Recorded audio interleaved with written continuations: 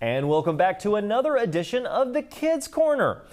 Have you heard stories of a ferocious fish that lives in the Amazon River of South America that attacks anything that steps into the water and it strips the creature to the bone within seconds? We're of course talking about a fish known as a piranha. Now those stories are greatly exaggerated, but the piranha does have a set of small but very sharp teeth and strong jaws able to deliver a powerful bite.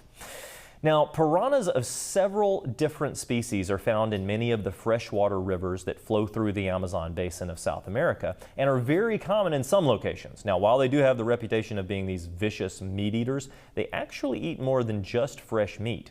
They'll eat the carcasses of recently dead animals, and surprisingly, it's found that they will also eat fruits and plant matter that they find.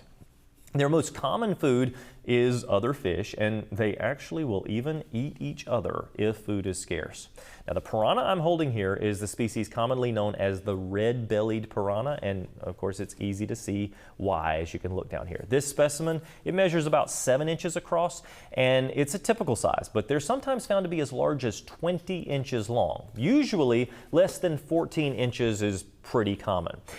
Now, what about those stories of large numbers of piranha attacking an animal or a person in a swarm of hundreds or even thousands? Well, actually, most people are bitten by a single piranha, and usually it's on the feet, which of course it can be very painful, but it's not very often life-threatening.